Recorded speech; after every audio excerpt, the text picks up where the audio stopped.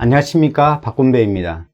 지금 우리는 동기 발전기라고 하는 테마에 지금 있습니다. 그 중에서 오늘의 주제는 동기 발전기의 전기자 반작용이라고 하는 주제를 가지고 이야기를 해보도록 하겠습니다.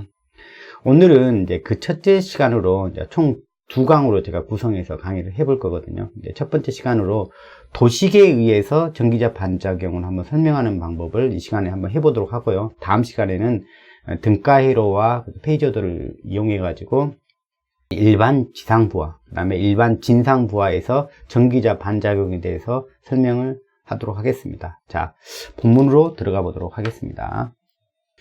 자, 이 그림은 동기발전기 전기자 반작용이 어떤 상태에서 나타나는지에 대해서 설명하기 위한 그림입니다. 그리고 이제 이 순서는 동기발전기를 갖다가 기동하는 순서랑 좀 연관이 되니까 같이 덧붙여서 알아두시면 좋을 것 같습니다. 물론 이 과정 중에서 우리가 앞에서 다뤘던 어떤 원리라든가 그런 내용들이 총체적으로 다 결합된 형식이라고 보시면 되겠습니다. 자, 먼저 우리가 이제 특별히 앞으로 이제 언급을 안 하더라도 우리가 다루는 동기 발전기는 이제 다 회전 계자형이다. 즉 자석이, 즉 계자가 회전하는 타입이다라고 보시면 되겠습니다. 그래서 자, 먼저 순서적으로 가장 먼저 회전적인 계자를 갖다가 먼저 회전을 합니다. 자, 그때 이제 올리는 속도는 당연히 이제 동기 속도까지 이제 회전을 하겠죠. 동기 속도까지. 자, 만약에 이극기다 그러면 이극기다 그런데 이극기인데 이 전기자죠. 전기자 쪽에서 얻고자 하는 전기적 주파수가 60Hz다 그러면은 얘를 갖다가 이제 몇 RPM까지 돌린다는 이야기예요. 3600rpm까지 돌린다 이런 뜻이 되겠죠. 물론 이제 사극기다 그러면 얼마까지 올리면 되겠습니까? 1800rpm 이렇게 되겠죠. 그런 뜻이 되겠습니다. 그래서 먼저 계자를 갖다가 여기는 이제 계자 전류를 흘리지 않는 상태에서 먼저 동기 속도로 먼저 끌어올린다 이렇게 받아들이면 되겠습니다. 자, 그런 상태에서 계자에다가 이 계자 코일에다가 전류를 갖다가 이제 흘려주게 됩니다. 즉 계자 코일을 갖다 여자를 하는 것이죠. 계자 코일을 갖다 여자를 하게 되면 당연히 이 계자 자석이 나올 것이고 이 계자는 로테이션 지금 돌아가고 있기 때문에 일정한 전류를 흘려주더라도 그러면 이제 일정한 자석이 발생하겠죠. 계자 자석이 발생하겠죠. 그러더라도 이거는 회전하고 있기 때문에 정지되어 있는 우리 그 전기자 코일에는 패러데이 이론에 의해서 자기장이 시간에 따라 바뀌는 걸 갖다 얘가 느끼게 되죠. 그래서 여기에는 이제 유기기전력이 발생하는 그 과정입니다. 그래서 여기 요 과정이 동시에 이제 일어나는 거죠. 이제 순서적으로 이제 계자 전류를 흘리니까 계자 자석이 발생하고 그러니까 전기자 코일에 유기기전력이 발생한다. 이렇게 설명을 하지만 요거는 동시에 일어나는 사건이 되겠습니다. 자, 그래서 이 유기기전력을 만들어주는 이 발전기의 유기기전력을 만들어주는 주요 자석이라고 해서 이 자석을 갖다가 이 계자 자석을 갖다가 뭐라고 부르냐면 주자석이다 이렇게 우리가 부릅니다. 자, 요 상태예요. 자, 현재 상태는 이제 여기까지 현재 상태는 어떤 상태라고 보시면 되냐면 무부하 상태, 즉 이쪽이 이게 열려 있는 상태라고 보시면 됩니다. 무부하 상태. 회로가 열려 있는 상태. 폐회로가 아니라 이제 열려져 있는 개방된 회로, 이제 무부하 회로라고 보시면 돼요. 자, 이 상태에서 이제 이 부하를 넣어주면, 즉 이게 여기를 갖다 폐회로로 만들어주면 당연히 여기에 기전력이 형성이 됐고 전기에너지인 기전력이 형성됐기 때문에 당연히 전류가 부하 쪽으로 흘러 들어가게 될 것입니다. 자, 이 전류를 갖다 그러면 우리는 뭐라고 부르냐면 전기자 코일에서 흘러나가는 전류다. 그래서 우리가 전기자 전류라고 부르기도 하고 부하에 들어가는 전류다. 부하에 인가되는 전류다 해서 우리 이 전류를 또 무슨 전류라고 부르냐면 부하 전류 이렇게 부릅니다. 자, 당연히 이제 요거는 이제 부하를 갖다가 이제 흘려준 상태에서는 약간의 이제 변화가 생기겠죠. 새로운 어떤 전류가 흘렀으니까 당연히 이 전류에 의해서 만들어지는 자석이 있을 것입니다. 전류하고 자석은 항상 동시에 나타났다, 동시에 사라지는, 항상 동시성이 있죠. 그러니까 우리가 전자격 시간에 다 배웠을 것입니다. 이거는 지연이 없죠. 이 전류가 흐르자마자 이 자석도 동시에 나타났던 것처럼 이 전류가 흐르자마자 이 자석도 동시에 등장을 하게 됩니다. 이 자석은 우리가 뭐라고 부르면 되겠어요? 전기자 전류에 의해서 만들어진 자석. 이라고 이제 해서 우리는 뭐라고 그러냐면 전기자 자속 이렇게 부르면 되죠. 계자 전류에 의해서 만들어진 자속이라 해서 우리가 계자 자속 이렇게 불렀지 않습니까? 그러면 전기자 전류에 의해서 만들어진 이 자속은 우리가 뭐라고 부르면 되겠습니까? 전기자 자속 이렇게 부르면 되겠죠. 이게 이제 나중에 전기자 반작용을 일으킨다고 해서 그냥 반작용 자속, 전기자 반작용 자속 이렇게 부르기도 합니다. 자, 그래서 철자는 여기에 있는 IA라고 썼고요. 여기는 PhiA라고 썼습니다. 아마추어의 약자로 썼습니다. 아마추어. 여기는 필드, 계자인 필드의 약자로 F라고 이렇게 끌고 왔고요. 자, 그러면은 이 자속이 전기자 전류가 흐르자마자 나타나는 이 자속이 주자속인, 이게 주자속이죠. 이 주자속에 영향을 미칠 거 아닙니다. 그래서 이 영향을 갖다가 뭐라고 하냐면 전기자 반작용이라고 불러요. 그래서 어쨌든 요 주자속에다가 이게 합성이 될 겁니다. 어쨌든 합성이 될 거예요. 근데 그게 이제 여기서는 이제 당연히 이 값이 커질 수도 있고 작아질 수도 있는 그런 성향의 것이 나타나기 때문에 이제 우리가 이제 이 전기자 반작용을 갖다가 표현할 때 뭐냐면 증자냐 감자냐 이렇게 표현할 겁니다. 그래서 요게 이제 합성이 될 텐데, 합성이 돼서 이 전기자 자속이 이 자속에 영향을 줬다. 그래서 결국 합성된 자석을 갖다가 저는 파이 네트라고 했는데 책자에도 보면 파이 R로 많이 표현합니다. 근데 제가 여기는 리절턴트의 약자로 해가지고 이게 결론적인 합성 자석이다 해서 이렇게 표현하는데, 저는 이게 로터의 R로 우리가 회전기를 다루고 있기 때문에 로터의 R로 좀 혼동이 되기 때문에 여기를 갖다가 저는 그냥 네트로 좀 바꿔 썼습니다. 파이 네트. 즉 전기자 자속이 주자속에 영향을 미쳐서 뭐냐면 새로운 합성 자속에 의해서 이제 새로운 어떤 기전력이 발생하게 되죠. 그래서 이 자속에 이게 더해져 가지고 때로는 이게 위상이 같은 쪽이어 가지고 더해지기도 하고, 또 위상이 또 반대쪽이어 가지고 크기를 갖다 줄이기도 하고, 그런 작용을 할 수 있다라는 이야기죠. 자, 그런 작용을 갖다 뭐라고 그러냐면 여기서는 전기자 반작용이라고 이야기를 합니다. 때로는 증가시키는 방향, 때로는 감소시키는 방향으로 작용한다 이렇게 이야기를 합니다. 그래서 우리가 뒤에서 이제 그런 표현을 쓸 겁니다. 이거는 증자작용이다, 이거는 감자다 이렇게 표현을 할 것입니다. 그렇게 이야기를 하는 것입니다. 자, 그러면 우리가 전기자 반작용에 대한 정의는 어떻게 되어 있는지 한번 다음 슬라이드에서 한번 보도록 하겠습니다. 자, 전기자 반작용. 자, 전기자 자속의 영향으로. 자, 전기자 자속은 우리가 PhiA라는 표현을 썼죠. PhiA. 즉, 전기자 전류가 흐르면서, 즉, 무부하 상태에서 나타나지 않는 일이죠. 자, 부하가 연결되면서 이제 전기자 전류가 흐르게 되죠. 그 전류가 흐르자마자 이제 전기자 자속이 이제 동시에 나타나겠죠. 이 자속은 주자속에 영향을 미치게 되죠. 즉, Phi F의 크기에 영향을 미치게 되죠. 때로는 더해지기도 하고 또는 빼지기도 하고 그런다고 이야기를 했습니다. 자, 이 자속은 부하의 역률 상태에 따라서 이런 생각을 하면 되죠. L부하냐 아니면 C부하냐 R부하냐, 또는 뭐냐면 일반 진상부하냐 지상부하냐, 그런 거에 따라 가지고, 즉 부하가 어떤 종류에 따라 가지고 이걸 갖다 감자가 나타나기도 하고, 이 자속을 갖다가 더 작아지도록, 얘가 영향을 줘서 더 작아지도록 하는 영향을 주는 것 갖다가 우리가 감자라고 이야기해요. 근데 결론적으로 말하면 어떤 부하일 때 감자가 나타나면 지상인 부하가 연결되었을 때가 우리가 감자가 나타난다고 이야기를 하고, 그 다음에 진상인 부하가 연결이 됐을 때 우리는 증자가 된다라고 이야기를 합니다. 주자속을 갖다 증가시킨다고 해서 증자라고 이야기를 합니다.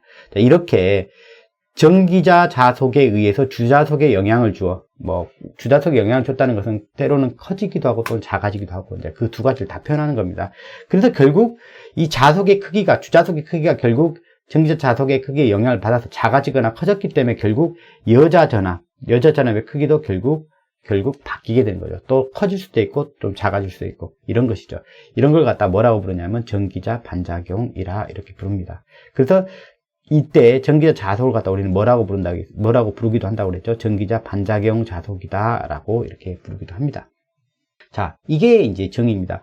앞에 있는 우리가 이렇게 순서하고 이 뒤에 있는 이 정의를 갖다 같이 한번 맞춰보면 정확히 어떤 표현을 하고 있는지를 이해할 수가 있습니다. 자, 그런데 약간 이제 궁금한 거에 이런 것입니다. 부하의 역률에 따라서 부하가 어떤 부하가 연결되어 있느냐에 따라 가지고 우리가 이제 전기자 반작용이 서로 다른 형식으로 나타난다고 했어요. 감자 또는 증자가 나타나기도 하는데 그걸 갖다가 이제 우리가 어떻게 해서 그렇게 되는지를 갖다가 우리가 이제 설명할 줄 알아야 된다는 것이죠. 그래서 오늘 첫 번째 시간으로 이 전기자 반작용을 도식에 의해서 설명하는 방법을 여러분들한테 말씀드리고자 합니다. 그리고 또 다음 시간에는 등가이로하고 이제 페이저도를 그려서 일반 지상과 일반 진상인 경우에 이제 전기자 반작용이 어떤 결과를 낳는지를 말씀드리도록 하겠습니다. 두 가지 다 알아놓으면 여러분들한테 유익할 것 같습니다. 자, 그럼 우리가 이걸 갖다 설명하기 위해서, 도식적인 방법을 설명하기 위해서 일단 우리가 체크해야 될 게 이제 앞에서부터 순서적으로 좀 체크해 나가는 게 좀 좋을 것 같습니다. 자, 먼저 단순 이극기 형태에서 기전력이, 무부하 상태에서 기전력이 어떻게 형성되는지를 갖다가 먼저 보면 좋을 것 같습니다. 자, 먼저 우리가 앞에서 이해했던 내용들을 갖다가 한 번 더 체크를 해보면 이렇습니다.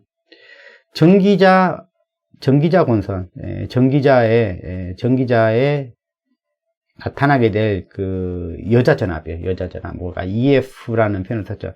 이 여자 전압은 기본적으로 이 이 계좌자속이죠. 이 계좌자속에 비해서 뭐냐면 90도 느리게 나타난다는 것을 우리가 기본적으로 우리가 이해할 필요가 있습니다.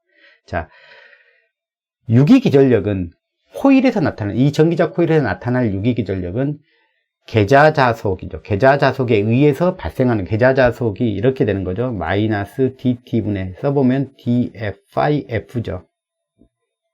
이 계좌자속에 의해서 이 유기기전력이 발생하는 것이죠. 그러니까 원인이 된 유기기전력을 유발시키는 그 자속은 계좌자속. 그래서 이 자속을 갖다 우리가 앞에서 뭐라고 불렀죠? 주자속, 이렇게 불렀던 것입니다. 근데 얘가 시간적으로 변해서 돌려주니까, 얘들은 서 있고, 이 코일은 서 있고, 전기자 코일은 서 있고, 그 다음에 얘를 갖다 회전시켜 주니까 이 이 자속은 시간에 따라 계속 변하는 것으로 느껴서 이 유기기전력이 발생한 것이죠. 그럴 때 이 유기기전력과 이 자속과의 위상관계는 어떻게 되냐 그러면은 이렇게 된다고요. 90도 뒤진다. 누가 90도 뒤진다고? 얘가. 이걸 갖다 여기서는 이제 여자전압, 여기서는 여자전압이라고 우리가 표현을 했습니다. 여자전압. 익사이테이션 볼테이지, 여자전압이라고 표현했습니다. 요것은 이것보다 위상으로 90도 뒤진다. 자, 이 관계를 갖다가 우리가 기본적으로 우리가 알고 가야 된다는 얘기죠. 기본적으로. 그것은 우리가 전자계학 시간에 다 이미 이야기를 했던 것입니다. 유기기전력은 원인이 된 유발시킨 자속과의 위상 관계는 90도 뒤진 관계에 있다라고 이야기를 합니다. 여기서 간단하게 체크하고 갑니다. 여러분 다 잊어버렸을 수도 있고요. 자, DT분의 d파이 이렇게 이야기를 하면 여기부터 이야기를 한번 해봅니다. 자, 요거는 뭐라고도 이야기했죠? 여기에 정연파가 된다면 여기 파이가 정연파고 얘가 정연파라면 두 관계, 위상관계는 앞에 미분이 되어 있다 그러면 얘를 몇 도 앞서게 한다고요? 90도 앞서게 해준다고 그랬죠. 앞서게 해주는 연산자라 했죠. 간단하게 체크해 봅니다. 여기가 사인 오메가 t라 그러면 미분하면 어떻게 되는 거예요? 얘가 코사인 오메가 t가 될 거 아닙니까? 그죠? 그러면 사인 오메가 t하고 코사인 오메가 t를 갖다가 비교해 봅니다. 사인은 뭐 이런 거잖아요. 그죠? 이런 거. 그럼 코사인은 어떻게 됩니까? 코사인은 이렇게 되는 게 코사인이죠. 그러니까 위상으로 따지면 몇 도가 더 앞서게 됩니까? 미분하게 되면 90도를 앞서게 되는 거죠. 그러니까 여기에 이제 마이너스가 없으면, 여기에 마이너스가 없는 상태라 그러면 얘가 더 90도 앞선다라고 말할 수 있지만 우리가 정확하게 뭐까지 이야기해줘요? 렌즈까지 이야기해줘요. 마이너스까지 이야기해줘야 돼요. 마이너스까지 붙이면 여기가 뒤집어지는 거죠. 이렇게 뒤집어지는 거죠. 이렇게 뒤집어지는 거죠. 그러니까 결국 얘가 얘보다 90도 뒤지는 거죠. 그죠? 결국. 예. 여기가 마이너스 때문에 우리가 이제 얘가 결국 90도 뒤지는 관계가 된다. 이렇게 보시면 됩니다. 그래서 요거는 우리가 반드시 우리가 알고 있어야 된다. 자, 다시 한번 정리하고 갈게요. 자, 유발시킨 자속과 유기기전력 관계 두 개의 위상 관계. 시간적 위상관계는 어떻게 되냐? 위상관계는 어떻게 되냐? 자석보다 유기기전력이 90도 뒤진다. 자, 유기기전력이 몇 도 뒤진다고? 90도 뒤진다. 자, 그러면 이걸 갖다가 벡터도로 표현한다면 이렇게 표현할 수가 있겠죠. 자, 벡터도로 표현한다면 만약에 파이를, 자, 보세요. 자, 파이 F를 여기다 둔다 그러면, 자, 이건 이렇게 회전한다고요. 회전 방향을 이렇게 두었다 그러면 얘는 유기기전력 어디 있다고 보시면 돼요? 여기 있습니다. 여기. 90도 뒤에, 90도 뒤에다가. 이렇게 두시면 되겠죠.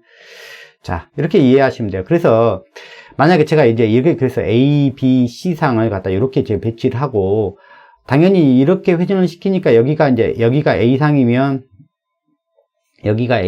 당연히 회전 방향, 그 다음에 맞이할 상이 이제 B상이 되는 거고, 그 다음에 이제 C상이 되는 건데, 이렇게 지금 회전하고 있다고 가정을 해봐요. 근데 동기 속도로 지금 돌아가고 있는 상태죠.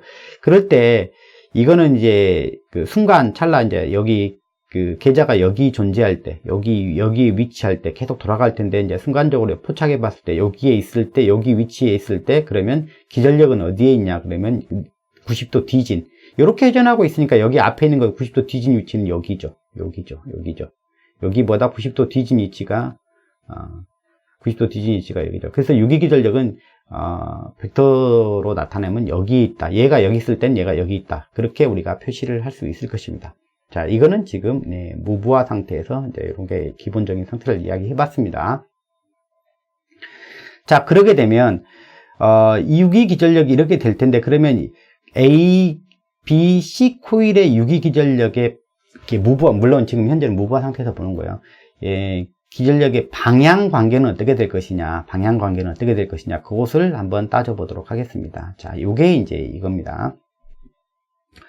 자, 여기 있다면 당연히 유기기전력은 이제 이렇게 이제 아까 여기 90도 뒤지게 나타난다. 그 이야기는 우리가 앞에서 했으니까 이제 그 다음 이야기를 해봅니다. 그러면 얘네들은 유기기전력의 방향, 각 상에서 나타나는 유기기전력의 방향, 지금 무부하기 때문에 기전력만 나타나는 상태예요. 그죠? 무부하니까. 기전력만 나타나는 상태이기 때문에 기전력은 어떤 방향으로 나타나는지만 우리가 한번 표현을 해보도록 하겠습니다. 그러니까 여기는 이제 제가 이게 나오는 방향이라고 이렇게 표시했고, 이건 들어가는 방향이라고 이렇게 표시를 했는데, 이건 나오는 방향은 이제 플러스라고 보시면 되고, 이거는 이제 마이너스 방향이라고 보시면 돼요. 자, 나오는 방향, 얘는 들어가는 방향, 이렇게 보셔도 되고요. 자, 그러면 여기서 우리가 이렇게 생각을 해보시면 돼요. 여기가 A상 코일 하나만 봅니다. A상 코일 하나 보면, 자, A상 코일이요. 자, A상 코일은 이렇게 감겨 있다라고 이렇게 보게요. 이렇게 감겨 있다고. 그러면 이 면 벡터는 이와 같은 면 벡터가 될 겁니다. 이렇게 수직한 벡터죠. 이 면 벡터가 이렇게 잡아 놓을 수 있죠. 제가 이렇게 잡았어요. A 벡터를. 그러면 여기가 이렇게 돌아간다는 것은 N극이 지금 요 상태에서 지금 이렇게 간다는 거잖아요. 이렇게 이쪽으로, 요쪽 방향, 요렇게가 이쪽으로 간다는 게, 즉, 이렇게 나란했을 때가, 수직함, 여기 자기장이 이 DS 벡터랑 나란했을 때가 가장 이제 최대가 되는 건데, 여기로부터 이제 반대로 가고 있죠. 방향이 반대로 가고 있죠. 즉, 반대로 꺾이고 있죠. 그러니까, 지금 여기면 자기장 입장에서 본다면 여기를 회전시키면 여기 코일이 갖다 서 있을 때 이걸 갖다 회전시키게 되면 우리 전자기학 시간에 이거 다 배우고 넘어왔습니다. 회전을 시키면 A상 코일이 느낄 때의 서 있는 A상 코일이 느낄 때 자기장의 변화는 이렇게 느낀다고 그랬어요. 이렇게 정연파적으로 느낀다고 이야기를 했어요. 근데 그때는 지금 요 타임은 어떤 타임이냐면 이렇게 플러스 쪽에서부터 마이너스 쪽으로 넘어가고 있는 상태죠. 지금 여기를 갖다 경계선을 지나가고 있으니까 여기는 지금 정확하게 여기 있는 상태는 면에 평행한 상태죠. 그러니까 영인 상태죠. 요런 상태인데 자기장을 갖다 전혀 여기 면을 갖다 수직으로 통과하는 양이 하나도 없는 그런 상태인데, 여기서부터 이제 원래 여기 있다가 이쪽으로 넘어온 거잖아요. 즉 플러스 영역에서 마이너스 영역으로 지금 넘어가고 있죠. 이쪽으로 통과시키다가 만약에 이제 이게 N극이 이렇게 있다, N극이 이렇게 있었다, 그렇다면 지금 이렇게 통과하고 있는 거잖아요. 어쨌든 양으로 이렇게 플러스 방향으로 통과하다가 여기 지나면 여기 정확하게 여기 되는 순간이 지금 0이 됐다가, 즉 플러스에서 0이 됐다가 지금 뭐 어디로 넘어가려고 해서 마이너스 쪽으로 이렇게 넘어가고 가려는 찰나죠. 그러니까 여기를 따면 정확하게 여기 서 있는 시점은, 여기를 가리키는 시점은 정확히 여기죠. 플러스 쪽에서 마이너스로 넘어가고 있죠. 그죠? 이쪽으로 통과하고 있다가 이쪽 방향으로 지금 통과를 하고 있죠. 그러면서 점점 이제 크기가 이제 마이너스로 가니까 크기가 점점 작아지는 것이죠. 더 작아지는 것이죠. 그래서 이렇게 생각하면 돼요. 이쪽 방향으로 우리 렌즈의 법칙으로 정하면 되니까 이렇게 생각하면 돼요. E는 마이너스 dt분의 d 파이잖아요. 자기장이 감소하려고 하죠. 이쪽으로 가면 감소하려고. 그러면은 우리 렌즈 법칙에 의해서 그 변화를 갖다 억제하는 방향이에요. 즉 이걸 갖다 우리는 다시 이쪽 방향으로 증가시키는 방향으로 다시 증가시키는, 이쪽으로 가니까 감소하는 방향이니까 증가시키는 방향으로 기전력을 만들려고 하겠죠. 그러면 우리가 오른손을 들어서 엄지손가락을 이쪽 방향이 아니라 이쪽으로 자기장을 만들, 즉 감소시키려고 하니까, 이쪽으로 넘어가면서 작아지려고 하니까, 마이너스 쪽으로 작아지려고 하니까 원래 쪽으로 이제 ds 벡터랑 나란히 맞출수록 이게 더 증가하는 방향이니까, 이쪽이 증가하는 방향이니까 이쪽으로 자기장을 만들려고 하는 방향으로 이제 기전력을 만든다는 얘기입니다. 그러니까 여러분들 오른손을 들어서 엄지손가락이 이 방향이 되도록 해서 한번 그어보면 이렇게 저하고는 여러분하고는 반대 방향이 될 수 있어요. 저는 이렇게 그려보면 여기다가 엄지손가락을 맞춰서 그려보면 손가락 4마디의 회전 방향이 이렇게 회전하는 겁니다. 저는 이런 식으로 이렇게 회전하게 됩니다. 이렇게. 그러면 어떻게 돼요? 여기는 이쪽으로 나오게 되고 이쪽은 들어가게 되죠. 나오게 되고 들어가게 되고. 그래서 제가 여기다가 지금 나온다는 표현을 쓴 거죠. 나온다는 표현을 쓴 거고 여기는 들어간다는 표현을 쓴 거죠. 이제 기전력의 방향을 이렇게 쓴 겁니다. 자, 그때 요 타임이죠. 요 타임. 여기서 이렇게 넘어가고 있는 타이밍 때 얘가 이렇게 자속이 이렇게 만들어지기 때문에 이 자속보다 유기 기전력은 90도 뒤진다고 그랬어요. 얘가 여기면 90도 뒤진 위치는 여기잖아요. 얘는 기전력은 이렇게 만들어질 거예요. A상의 기전력은 이렇게 만들어질 거예요. 그러니까 기전력은 요 타임 때, 정확하게 요 타임 때는 이제 피크, 가장 최대값인 순간일 겁니다. 그리고 방향도 이렇게 될 거예요. 이쪽은 나오는 방향, 이쪽은 들어가는 방향. 이렇게 우리가 체크를 할 수가 있죠. 자, 렌즈 법칙으로 하는 거예요. 자속을 갖다가 변화를 억제하는 방향이에요. 이쪽으로 가려고 하니까 이 A상 코일 입장에서는 뭐예요? 기전력이 이 ds 벡터와 반대로 가려고 하죠. 감소되려고 하죠. 감소하는 방향으로 넘어가려고. 여기서 이렇게 가려고 하잖아요. 증가가 아니라 감소되는 방향이니까 다시 자기는 증가되는 방향으로 기전력을 형성하려고 그러죠. 자속을 증가시키려고 하는 쪽 기전력을 만드는 겁니다. 그래서 유기 기전력은 여러분들 여기다가 엄지손가락을 여기다 맞추고 그 다음에 여러분 손가락 4마디로 회전하는 방향이 기전력의 방향이에요. 그래서 여기 튀어나오게 되죠. 그럼 뭐 B상도 마찬가지겠죠. 뭐 이걸 안 따져보더라도 여러분들 아실 거예요. A상이 만약에 이거라면 B상, C상은 그걸로부터 120도씩 뒤지게 되죠. 이렇게 여기도 120도 뒤지고 여기도 120도 뒤지고. 그러면 B상은 요 같은 시점에 마이너스, 빨간색인 B상도 마이너스, 그 다음에 C상도 마이너스가 돼요. 요 시점 같은 시점에. 그러니까 얘가 이렇게 돼 있으면 B상, C상은 어떻게 됐어요? 마이너스라고 했으니까 얘가 나오는 쪽을 갖다 플러스로 잡아놨어. 그러면 여기는 뭐가 되겠습니까? 마이너스니까, 이건 마이너스니까 들어가는 방향이 되겠죠. 들어가는 방향이고, 당연히 리턴 코일 쪽은 반대 방향이 되겠죠. 여기도 방향이, 리턴 코일은 반대 방향이 되겠죠. 이렇게 우리가 뭐 따져봐도 되고, 안 그러면 아까처럼 렌즈의 법칙처럼 이렇게 찾아봐도 돼요. 자, B상 코일은 이렇게 형성이 되겠죠. 이렇게 해서 면이 이렇게 만들어지겠죠. 그러면 여기서는 A상께 지금 ds 벡터가 여기 돼 있으면 여기는 수직한 벡터가 이렇게 되겠죠. 이렇게 ds 벡터가. 이 면에 수직한 벡터가 B상 코일의 수직한 벡터가 이제 이렇게 된다는 이야기입니다. 자, 그렇게 되면 이쪽은 어떻게 돼요? N극이 이렇게 회전하고 있으니까 뭐예요? 이쪽으로 ds 벡터 쪽으로 지금 더 나란해지려고 하는 쪽으로 돌아가고 있죠. 이쪽 방향으로 지금 나란해진다는 건 뭐예요? 점점 증가하는 방향으로 간다는 이야기다. 증가하는 방향으로 얘가 간다는 이야기죠. 그러면 렌즈의 법칙에서 뭐예요? 코일은 그 증가의 방향을 갖다 억제하는 방향이 되겠죠. 증가를 억제하려면 우리가 오른손을 들어서 어떻게 해야 돼요? 오른손을 어디 방향으로? 엄지손가락 이쪽을 가리키도록 하면 되겠죠.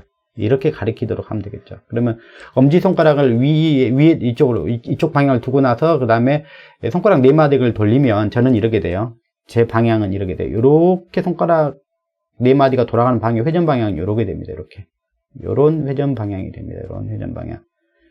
즉 이쪽은 이렇게 나오는 거죠. 나오는 쪽이 되고 이쪽은 들어가는 방향이 되는 것이죠. 아시겠어요? 아까 제가 여기가 마이너스가 된다고 했을 때 이 방향을 이렇게 체크할 수도 있지만 지금 렌치 법칙에 의해서도 기전력의 방향을 이렇게 체크해 볼 수가 있죠. 뭐 기왕이 해봤으니까 시상 코일도 한번 체크해 보게요. 자, 시상 코일은 이렇게 그려볼 수가 있죠. 그러면 여기는 DS 벡터를 이렇게 잡으면 돼요. DS 벡터 이렇게 잡으면 얘 같은 경우도 어떻게 돼요? 얘 같은 경우도 증가하는 방향이죠. 이쪽, 이게 이렇게 가고 있죠. 다가서고 있죠. 얘쪽으로 다가서고 있고, 이쪽으로 지금 일치하는 방향으로 다가선다는 이야기는 증가하는 쪽으로 가고 있다는 이야기예요. 값 자체는 더 증가하는 쪽으로 가고 있다는 이야기예요. 그러면 감소하는 방향으로 잡아주면 되죠. 감소하는 방향이니까 엄지손가락, 오른손을 들어서 엄지손가락 여기를 가리키도록 잡아놓은 상태에서 코일을 갖다가 한번 회전을 시켜보세요. 엄지손가락 4마디가 가리키는 회전 방향을 체크해보면 이렇게 될 겁니다. 요렇게 돌아가요. 제가 잡아보면 이렇게 돼요. 요렇게 되고, 요렇게 되고, 요렇게 되고, 요렇게 돼요. 이렇게 돌아가요. 삥, 이렇게 돌아가죠. 손가락 4마디가 회전하는 방향은 이렇게 됩니다. 그러니까 이쪽은 튀어나오는 방향이고, 이거는 들어가는 방향. 이런 식으로 되는 거죠. 자, 그러니까, 즉, 기전력의 방향이 A상, B상, C상이 만약에 이제 이렇게 돼 있다면, 이런 식으로 하나 페어를 이루게 되고, 또 이런 식으로 이제 하나의 이제 페어를 이루게 돼요. 지금 현재는 이제 무부하 상태에서 각상 기전력 방향을 한번 체크를 해본 겁니다. 자, N상이 여기에서 이렇게 회전하려고 하는 순간에 나타나는 기전력. 그러니까 여기는 이제 왼상의 위치를 갖다 바뀔수록 이게 요건 계속 따라서 같이 로테이션 하겠죠. 같이 로테이션 할 겁니다. 자, 여기까지를 여러분들이 이해하셨으면, 전기자 반작용이 그렇게 뭐 쉽게 이해할 수도 있지만, 정확하게 이해한다는 것은 쉽게 이해될 수는 없어요. 왜냐하면 여기서 지금 말씀드린 어떤 기전력에 대한 방향이라든가 그런 것들은 우리가 사전에 어떻게 잡는지에 대한 방법들을 미리 다 공부가 되었을 때 요게 이제 우리가 쉽게 이해할 수 있는 부분이지, 그렇지 않고서는 이 내용 자체를 갖다 이해하는 것은 그렇게 쉬운 것은 아닙니다. 자, 요 상태에서 지금 뭐냐면 부하를 걸지 않는 상태예요. 무부하 상태예요. 그 상태에서 이제 전기자 반작용은 이렇게 된다고 했어요. 부하의 역류에 따라서 전기자 반작용의 상태는 바뀔 것이다. 지금 무부하기 때문에 전기자 반작용이 일어나지 않죠. 언제부터 전기자 반작용이 발현된다고 이야기했어요? 부하를 갖다 투입했을 때, 즉 전기자 전류가 흘렀을 때 나타나는 현상이죠. 자, 그러니까 부하를 한번 이제 바꿔보죠. 자, 어떤 부하부터 넣어볼 거냐면, 가장 기본적인 부하인 저항 부하부터 넣어보죠. 자, 이때 이 부하는 순저항 부하, 순저항 부하, 즉 완전 저항 부하죠. 우리가 잘 알고 있는 그냥 저항만 있는 그런 부하라는 얘기죠. 이때의 상황을 갖다가 검토를 하는 것이 가장 이제 편할 것 같습니다. 자, 그러면 이때 순저항 부하를 넣으면 기전력을 넣더라도 그 무부하 상태, 아까 따져봤던 앞에 기전력 있잖아요. 기전력의 방향을 우리가 체크를 해봤는데 요 상태가 그대로 이제 유지가 되겠죠. 당연히 유지가 되고, 전류하고 기전력은 항상 이게 동일한 위상으로 나타나게 됩니다. 동일한 위상으로, 우리 저항 부하니까. 그러니까 아까 기전력이 이렇게 나타난다고 그러면은 전류도 이렇게 나타날 거예요. 전류도 그냥 이렇게 나타날 거예요. 그러니까 아까 무부하 상태에서 여기가, 이 상태가 여기 A상, 여기가 맥스가 되는 상태라고 이야기를 했잖아요. B상, C상은 상태는 다르죠. 그걸 체크해 보려면 여기를 쫓아가 보면 됩니다. A상은 지금 이런 상태이고, B상, C상은 지금 이런 상태라고 보시면 돼요. 기전력의 상태는, 기전력의 크기나 이제 위상이라든가 이런 것은 요렇게 된다고 보시면 돼요. 그래서 이제 A상 기준으로 보면 여기가 이제 Emax가 됐었죠. 그 무부하 시에. 그러면 부하를 넣었을 때 전류가 흐르게 되면 이 순저항 부하의 특성은 뭐예요? 전압과 전류의 위상이 동상이다. 이게 우리가 알고 있는 상식이죠. 그죠? 여러분이 앞에서 우리가 배웠던 회로이론에서도 우리가 알고 있던 그런 상식일 겁니다. 그러니까 동상이니까 E의 맥스이면 얘가 여기 흐르는 전류도 I의 맥스일 거예요. 그러니까 E의 맥스인 상태라면 이때 전류가 흐르게 되면, 순저항 부하의 전류가 흐르게 되면 이때 이게 이제 전기자 전류 이면서 이걸 갖다 우리가 부하 전류라고 불렀던 거죠. 그때 얘도 그냥 이게 최대값인 Imax가 되겠죠. 여기다 똑같이 위상이 똑같으니까. 자, 이렇게 되겠죠. 자, 그때 요 전류가 그러면 전류도 그럼 이렇게 흐른다고 보시면 되죠. 기전력이 이렇게 발생했다면 전류도 똑같이 이렇게 흐른다. 똑같은 위상으로 맞춰가지고 이렇게 흐른다. 이렇게 보시면 되겠습니다. 전류도 순저항 부하일 때는요. 자, 그러면 우리가 자속이 여기 있고, 자, 이렇게 자속이 여기 있고, 이게 주자속이잖아요. 자속이 여기 있고, 그러면 전기자 전류가 이제 흘렀죠. 이게 무부하 상태가 아니기 때문에 전기자 전류가 흘렀죠. 그럼 전기자 전류는 어디에 있냐? 벡터, 여기서 말하는 벡터, 전류 벡터로 본다면 어디에 있냐? 그러면 얘랑은 90도 관계죠. 90도 관계고, 얘보다 90도 뒤진다. 기전력이 90도 뒤진다고 이야기를 했었어요. 그러면 얘랑은 또 뭐가 돼요? 얘랑은 동상이 되죠. 그러니까 벡터도상으로는 얘의 기전력과 IA 벡터, 여기가 전기전류 전류의 벡터는 나란해야 되죠. 동상이기 때문에 나란해야 되고, 그러면 얘에 의해서 만들어진 전기자 자속도 전기자 전류랑 나란해야 되죠. 그러니까 위치상으로 보면 이렇게 해석이 될 수가 있습니다. 이렇게. 그러니까 전류는 이렇게 흐르고, 그 다음에 전기자 전류는 요런 벡터로 우리가 여기서 표현을 할 수가 있습니다. 자, 그러면 전류가 이렇게 흐르고, 이렇게 흐른 상태에서 이 주자속인 얘한테 어떤 영향을 미치는지를 갖다가 따져보면 이렇단 이야기예요. 전류가 지금 이렇게 흐르는 거예요. 이렇게 흐르면 전류가 이렇게 흐르는 거죠. 요렇게 흐르는 거죠. 그러니까 방향으로 따지면 암페어 르나사 법칙으로 따지면 나오니까 이렇게 회전하죠. 요렇게 회전하죠. 그 다음에 요런 식으로 이렇게 회전하죠. 여기도 마찬가지로 이렇게 돌아가고 이런 식으로 돌아가죠. 자, 그래서 보면 이쪽에서 보면 이 자속이 주자속은 이렇게 phi-f는 이렇게 해서 이렇게 들어갈 거 아니에요. 이렇게 들어가고, 그 다음에 여기다 phi-f도 이렇게 해서 이렇게 갈 건데, 요때 이쪽 반 나눠가지고, 이쪽은, 이게 주자속의 방향이잖아요. 주자속 phi-f가 요거잖아요. 얘는 이렇게 돌아가죠. 이렇게 가죠. 이렇게 해서 뱅글뱅글 돼요. 전기자 자속은 이렇게 뱅글뱅글 돌잖아요.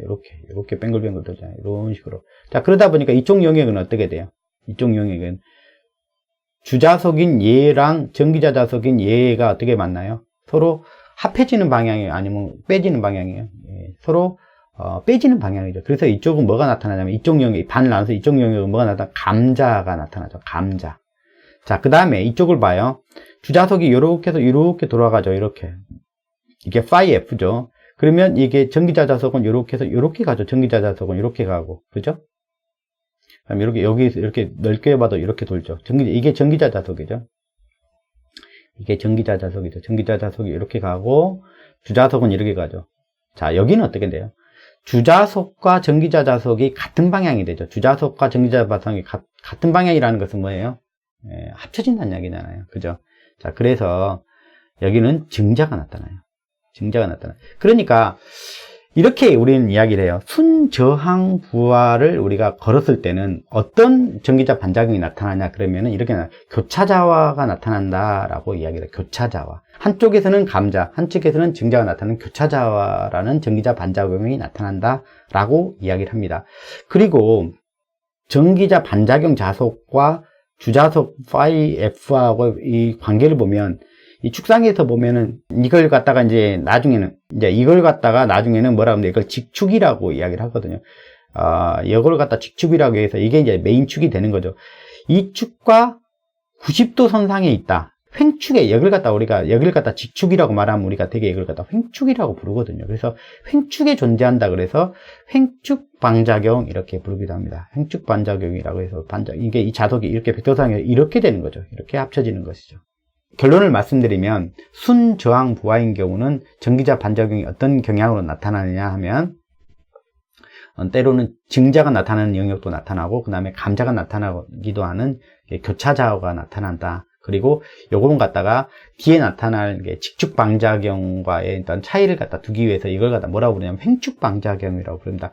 요걸 갖다 직축, 즉 계자자속 축을 갖다 직축이라고 놓았을 때 그거와 90도인 축을 갖다 우리가 횡축이라고 부르기도 하거든요. 그래서 이 전기자 반작용 자석이 뭐냐면 횡축에 놓인다 해가지고 횡축 방작용이다 이렇게 부르기도 합니다.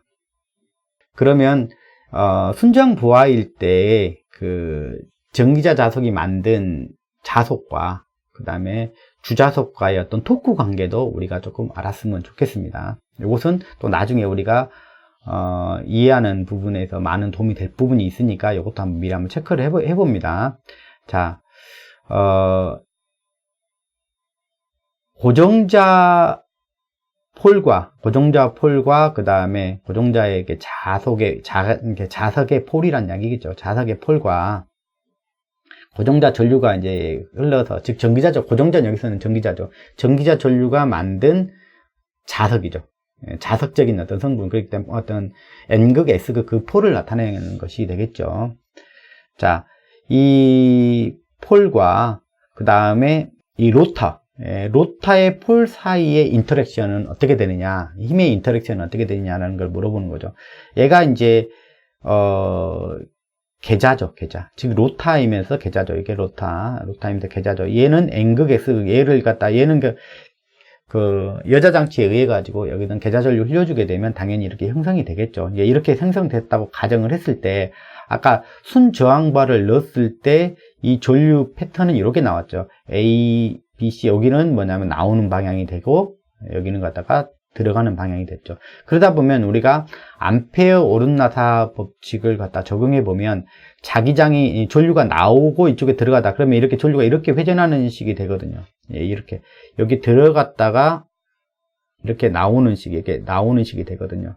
자, 그러면 전체적으로 자기장, 이 전류가 만든 이 분포의 이 전류가 만든 자기장의 분포는 어떻게 되냐? 그러면 암페어 오름나사 법칙, 오른손을 들어서 이렇게 넣어서 이렇게 나오는 방향으로 잡으면 되죠. 근데 저는 이제 이 방향을 지킬 텐데 여러분들 아마 이렇게 반대 방향이 될 거예요. 제가 여기 화면을 쳐다보면서 제가 잡기 때문에 여러분하고는 이제 반대 방향이 될 거예요. 들어가고 나가고. 제가 이 방향을 가리키지만 제가 모니터를 쳐다봤을 때는 이 방향이에요. 이 방향이 되죠.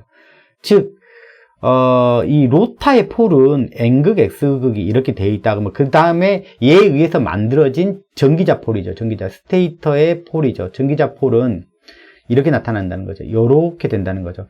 그랬을 때 여기가 고정자니까 여기가 자극은 이렇게 돼요. 여기가 자극이 되고 여기가 자극이 되죠. 그러면 제가 자기력선이 나가는 쪽 이렇게 돼 있으니까 자기력선이 나가는 쪽은 N극, 자기력선이 들어간 쪽은 S극, 이렇게 이야기를 했습니다. 그래서 여기가 N극이 형성이 되고 여기가 S극이 형성됩니다. 자, 깨끗하게 지워놓고 봅니다. 그러니까 했던 이야기죠. 그러니까 전기자 자석이 만드는 것은 이쪽이었잖아요. 그러니까 여기가 N극이 되고 S극이에요. 그러니까 이 스테이터 폴은 이렇게 형성이 돼요. 여기가 N극이 되고 여기가 S극이 된다는 얘기죠. 그리고 로터의 폴은 얘죠. 그러면 얘는 이렇게 돌아가려고 하니까 얘랑 인터랙션은 어떻게 되냐? 즉, 요때 이제 만들어지는 그 전자기적 토크는 이렇게 형성된다는 거죠. 여기가 이제 N극이 기다리고 있으니까, 여기를 갖다 이제 뭐라고 생각하면 돼요? 좋냐면, 여기는 부하라고 생각하면 좋죠. 결국, 얘는 뭐에 의해서 만들어지냐면, 요 전류에 의해서 만들어지는 거예요. 즉, 이 전류를 갖다 무슨 전류라고 부르기로 했어요? 아까? 무슨 전류라고? 전기자 전류라고 부르면서 다른 말은 뭐라고 했죠? 자, 부하 전류죠. 즉 뭐냐면 이 극은 부하 전류에 의해서, 부하가 없으면 이게 없는 거죠. 무부하 상태면 여기에 없는 거죠. 그러니까 우리가 여기다가 원동기를 갖다가 이게 매달려 가지고 터빈을 갖다 매달아 가지고 얘를 돌릴 텐데, 무부하인 상태라면 이게 돌릴 때 힘들까요? 힘들지 않을까요? 우리가 아까 처음에 그런 이야기를 했어요. 자, 처음에 이 계자를 갖다 동기 속도로 회전한다. 그때는 힘들까요? 힘들지 않을까요? 당연히 힘들지 않죠. 무부하 상태이니까. 자, 무슨 이야기인지 아시겠죠? 물론 여기다가 계자를 넣더라도 힘들지 않죠. 왜? 무부하 상태이니까. 왜? 이 자석을 갖다 돌리는데 방해할 만한 힘이 없다는 이야기죠. 물론 여기 관성이 있어서 그 관성만큼은 다 돌릴 때 처음에는 좀 힘들겠지만 이미 이제 관성이 생기고 난 다음부터는 돌리는 거는 그렇게 힘들지 않죠. 그래서 무부하 상태에서는 얘를 갖다 방해할 수 있는, 얘가 터빈 돌렸을 때 얘를 갖다 이 자석을 갖다 돌리는 걸 방해할 수 있는 힘이 하나도 없죠. 그죠? 근데 이제 부하가 흐르게 되면, 즉 부하가 연결이 되면, 즉 전기자 전류가 흐르게 되면, 즉 부하 전류가 흐르게 되면 이와 같은 폴이 고정자에 등장을 하게 되는 것이죠. 그럴 때 얘가 얘를 갖다 어떻게 해야 돼요? 얘가 돌아가는 것을 얘가 어떻게 해요? 여기 있는 이 볼이 어떻게 해요? N극인데 N극이면 어떻게 돼요? 그 끌어당겨주는 쪽으로 도와주는 거예요? 아니면 못 오도록 이게 막 자꾸 방어하려고 하는 거예요? 그렇죠? 밀어버리려고 하겠죠. 저를 오지 못하도록 밀어버리려고 하는 그런 토크가 작용하겠죠. 그런 토크가 생성이 되는 거죠. 그러니까 이렇게 뭐예요? 그러니까 얘는 항상 우리는 어떻게 운전을 해야 되는 거예요? 우리는 뭐 예를 들어서 우리가 목표하는 그 정기적 주파수가 있을 거 아닙니까? 예를 들어서 60Hz를 갖다가 목표로 한다. 60Hz를 목표로 한다 그러면은 당연히 얘는 이극기, 지금 현재는 이극기니까 동기 속도를 갖다 유지시켜줘야겠다. 얼마로 돌려주려고 애를 써야 되고 항상 3600rpm으로 돌려주려고 노력을 해야 돼요. 다른 말로만 60rps가 되겠죠. 이걸로 돌려주려고 계속 노력을 해야 되는데 똑같은 힘으로 돌리면 어떻게 돼요? 여기다 부하가 생긴 상태 똑같은 터빈의 에너지로 기계적 에너지로 갖다 돌리게 되면 당연히 속도가 줄게 되겠죠. 왜? 얘가 방해하려고 하는 속성이 나타나기 때문에. 그러니까 이 방해하려고 하는 속성 때문에 우리가 이걸 갖다 유지시켜 주려면 즉 60Hz를 유지시켜 주려면 어떻게 돼요? 당연히 터빈의 입력량을 늘려줘야 돼요. 뭐 수차 터빈 같으면 물의 입력량을 늘려서 기계적 입력량을 즉 소위 말하면 더 세게 밟아줘야 되는 것이죠. 자전거를 타고 간다면 그 속도를 언덕으로 올라가는데 똑같은 속도를 유지하고 싶으면 어떻게 된다는 얘기예요? 부하가 더 걸린 거잖아요. 그러니까 그렇죠. 더 강하게 밟아줘야 똑같은 속도로 올라갈 수 있죠. 같은 개념이에요. 즉 이제 이렇게 아실 거예요. 그러면 부하가 올라간다면 뭐도 커지게 된다는 이 스폴이 가지고 있는 힘도 더 커지겠죠. 전류가 커지면 당연히 자기력이 더 세질 거 아니에요. 그러면 더 밀어내려고 하는 힘이 더 강해질 거예요. 그러니까 뭐예요? 우리는 터빈의 입력량을 더 증가시켜줘야 반발하려고 하는 힘, 반발하려고 하는 그 힘을 갖다가 이겨낼 수 있도록 더 큰 기계적 입력을 넣어줘야지 되겠죠. 이제 그게 바로 우리가 이제 부하랑 기계적 입력을 갖다가 전기적 출력과 기계적 입력을 갖다 맞추는 그런 메커니즘이라고 보시면 되겠습니다. 자, 그래서 우리가 이런 것들을 갖다 기본적으로 좀 이해를 해야 우리가 나중에 우리가 전력 계통에서 왜 이런 운전 저런 운전을 이렇게 어떻게 해야 되는지 갖다 이해하는데 큰 바탕이 될 것입니다. 자, 부하가 올라가게 되면 이 돌리는 게 점점 뻐거워진다는 거죠. 뭐가 증가되기 때문에 요거 때문에 그런다. 부하 전류가 증가되면 여기에 있는 반발하려고 이게 돌려고 하는 걸 갖다 억제하려고 하는 그 힘이 더 강하기 때문에. 그래서 제가 그런 예를 갖다가 제가 많이 들었던 것 같습니다. 이걸 놓고 봤을 때 제가 지금 이게 오른손이고 이게 왼손이거든요. 왼손에 이 잡는 힘이 이 양력을 갖다 뭐라고 하라고 말씀드렸냐면 이 왼손의 힘을 왼손에 쥐고 있는 이 악력을 부하라고 생각하라고 했어요. 그리고 나서 얘가 돌리는 거를 갖다 터빈의 입력이라고 생각했어요. 그래서 똑같은 그 기계적 에너지로 돌렸을 때 얘를 갖다 양력을 강하게 주게 되면 당연히 속도가 떨어지겠죠. 그죠? 자, 그러니까 요 상황을 갖다가 이야기를 하는 거예요. 부하가 증가하면 악력이 증가한다는 게 여기 자기력이 더 세지는 거죠. 즉, 끌어당긴 쪽이 아니라 서로 밀어버리려고 하는 쪽이죠. 오지 못하도록 밀어버리려고. 그러니까 이 속도를 올리려면 당연히 뭐냐면 더 센 기계적인 입력으로, 기계적인 에너지로 돌려줘야지만이 동일한 속도를 갖다가 유지시켜 줄 겁니다. 자, 그것이 바로 그 주파수만 보고, 그러니까, 우리가 유효 전력을 갖다가 밸런스를 맞춰주는 거죠. 부하가 늘어났다. 그러면 뭐예요? 악력이 세졌다는 거죠. 즉, 돌리기가 더 뻐거워졌다는 얘기죠. 그러니까 당연히 이 발전기는 주파수가 당연히 떨어질 겁니다. 그죠? 떨어지니까 당연히 기계적 입력량, 즉, 발전소에서는 뭘 해줘야 되냐, 그 속도를 일정하게 유지시켜주기 위해서 가바나를 통해서 입력량을 갖다가 우리가 일정하게 다시 잡아주는 것을 하는 거죠. 그게 바로 이제 뭐가 되냐면 우리가 소위 말하면 전력계통공학에서 말하는 유효 전력 제어다, 이렇게 부르는 것입니다. 예, 무슨 이야기인지 좀 알았으면 좋겠습니다. 예, 이게 좀 쉽게 이해가 됐으면 좋겠어요. 이게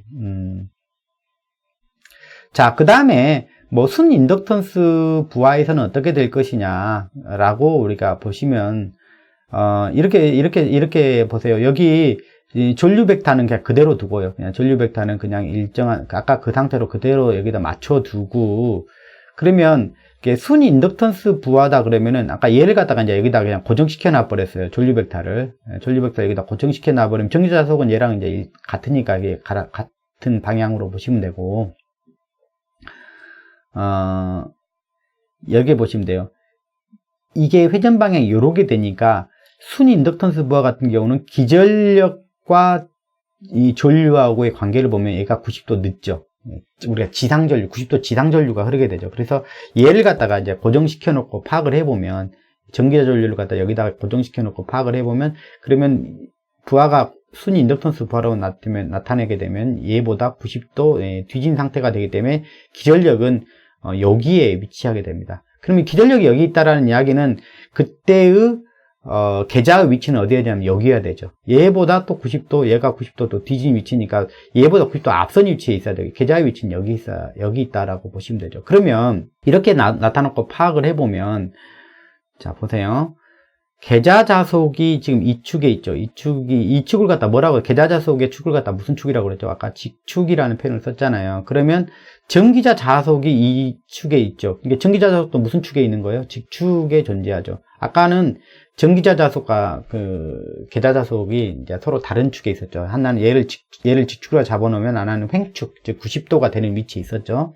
근데 여기는 직축에 존재합니다. 근데 직축에 존재하는데 얘랑 반대 방향인 직축에 존재하네요. 그러니까 얘의 자속과 얘의 자속이, 전기자 자속이 합쳐지게 된다 그러면은 감자가 나타나겠네요. 반대 방향의 위치이기 때문에 감자가 나타나요. 그래서 우리가 이걸 갖다가 순 인덕턴스 부하인 경우는 직축 반작용이 나타난다라고 이야기를 하고, 구분이 되시죠? 아까 순 저항 부하는 횡축 반작용이라고 부르고, 다른 말로는 교차자와, 한측에서는 증자가 나타나기도 하고 한측은 또 감자가 나타나기도 한다. 그래서 이렇게 교차자라고 표현을 썼고, 순 인덕턴스 부하에서는 이걸 직축 반작용이라고 하는데, 그것은 뭐냐면 감자자오더라.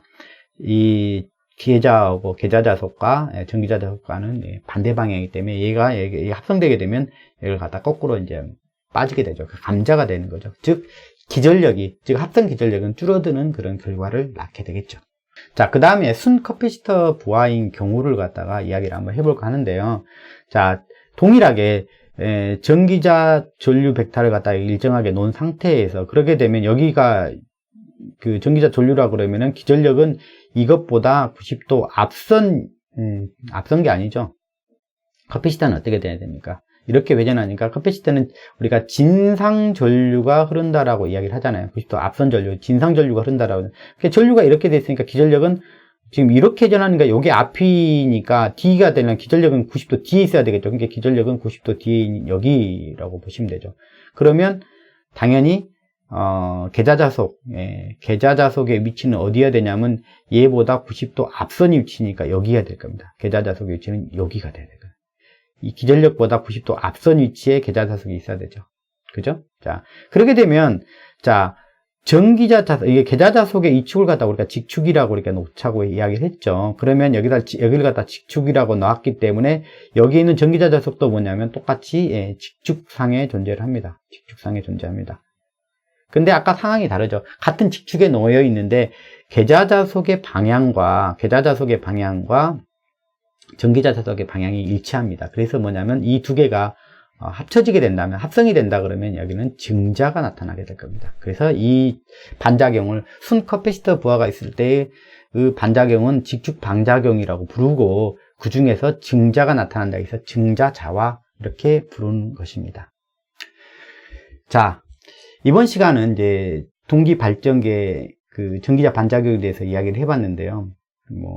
쉽게 말하면 쉽게 설명할 수는 있지만 사실 쉽게 이야기한다고 해서 쉽게 이해가 되는 것은 아니고요. 결과만 여러분들이 이해하는 경우도 되게 많습니다. 지상 부하다 그러면 감자다. 그 다음에 진상 부하다 그러면 증자다. 이렇게 결과를 갖다 이해하시는 분은, 기억하시는 분은 많을 텐데, 정확히 어떤 메커니즘에 의해서 증자와 감자를 설명할 수 있는지, 그걸 갖다 설명하는 부분들은 자세히 설명되어 있는 부분들이 없습니다.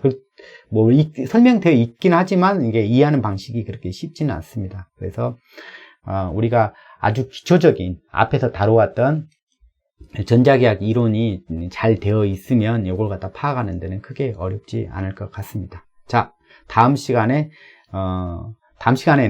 전기자 반작용 두 번째 시간으로 일반 지상부하고 일반 진상부하에서의 전기자 반작용을 페이저도로 작성해 보면서 우리가 등가위로 페이저도로 나타내 보는 그런 시간 갖도록 하겠습니다. 자, 그럼 다음 시간에 뵙도록 하겠습니다. 감사합니다.